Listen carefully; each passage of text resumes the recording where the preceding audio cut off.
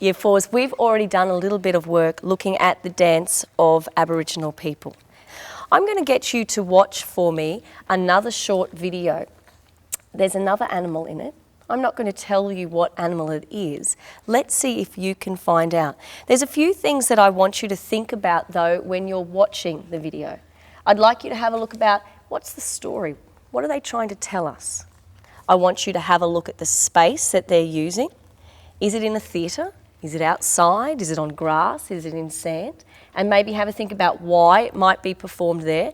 Have a look at what they're wearing and maybe why they're wearing that. I want you to have a look at the movements.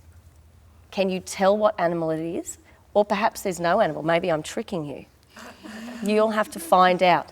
Have a look at all those things. Look at the movement qualities. Is it really sharp and sudden, or is it much more slow and lyrical, like slow motion? They're all the things I want you to look at, and then we're going to have a sharing circle and we'll be able to discuss some of those things. Viewpoints from the point of view of the audience is how the students respond to a piece of dance that they have just seen, and this can occur within many different contexts. For example, it could be something that they've just seen their peers perform during task work, it could be a social dance, or it could be something that they've seen on stage from a professional company. What animal do you think that was about, Rebecca? A kangaroo. Kangaroos, who agrees? How do we know that it was a kangaroo? Because it was hopping around like a kangaroo. Hopping around like a kangaroo. Something else. Sarah? They had their hands up like this for ears. They were walking like if they were grazing. As if they were grazing, yep, so it was a little bit slow, a little bit sleepy in some bits. They look like they're walking near a sandy area. Sandy area. How could you tell that, Brooke? Because they were like walking and hopping and their legs were drifting up in the air. Good. And what might that tell us then about where this particular clan group or family of Aboriginal people live? They live near the beach and the bush. Yep, so somewhere near the beach and bushland there as well. Good, we could tell that from the video, couldn't we? Production elements help to tell the story or to set a mood, and they can include things like lighting, sound, multimedia aids, costumes, props. What about if we go right down to something called production elements?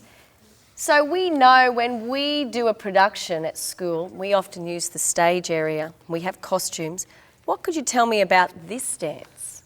They had a little bit of costume And with what the was that? paint and a bit of pants. A little bit of paint and the pants. Good, excellent. What do you think that paint might have been telling us?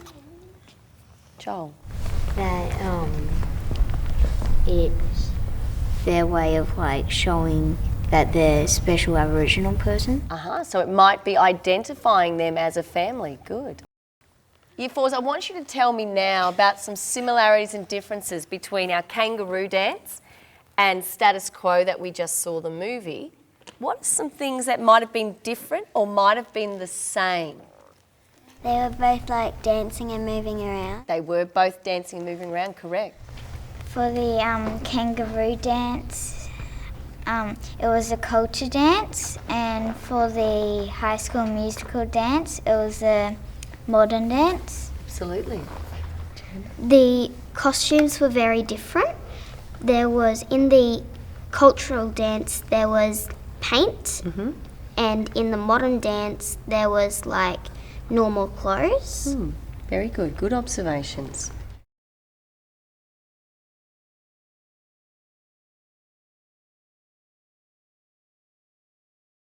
When you're selecting an Aboriginal dance or a Torres Strait Islander dance, it's important to firstly consult with your local community.